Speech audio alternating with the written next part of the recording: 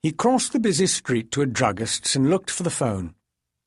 He found it occupied and waited smilingly as a woman finished her call, then departed. He entered, dropped a twopence, and waited. It rang 3 times. He hung up. The phone rang twice, then ceased. Roddy redialed the number. "Hello, is that you?" "Of course, Roddy. Who else could it be?" Roddy's conversational partner was Major Boris Zibony, codenamed Rafter, in charge of penetration of the British main target and Roddy's controller. He worked in deep cover in the Polish Free Republic Democratic Army Liaison Office, doing something or other unclear, while keeping tabs on all his boys and girls for Red Army intelligence. Roddy said, "I need a favour, an old school chum." "One of ours?" "No. He's to be ignored. He's meaningless. Enjoy his company, mourn his death if it happens, but keep him out of the equation." Jim told me that the man he carried to the ambulance was lying on the floor next to the 3rd bunk on the left from the back of the barracks across from the guard tower. He had precisely described the barracks I was in.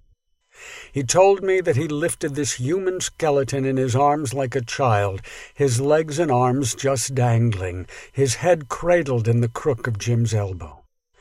I could see he was still breathing, Jim said. He told me that he quickly carried this body to the ambulance, hoping that he would live. He wanted to save this poor man. "Jim," I said almost too softly for him to hear, "that skeleton you saved, that was me." Pikey let out a yelp and went careering into the wall of the house. His head knocked against stone.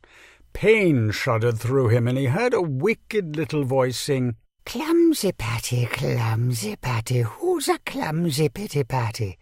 Pikey spun, pushing himself away from the wall.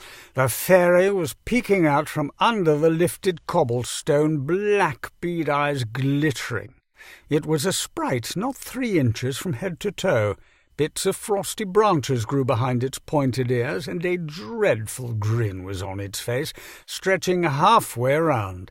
Secretary Rusk later said in an interview that writing and passing a note during such a meeting was, quote, wholly inappropriate, the gravest question that included the fate of the world. The most consequential measures were before us. But, of course, this was Bobby Kennedy. Couldn't wait, wouldn't accept the chain of command, and, of course, everyone was wondering, what the hell did the note say? Unquote.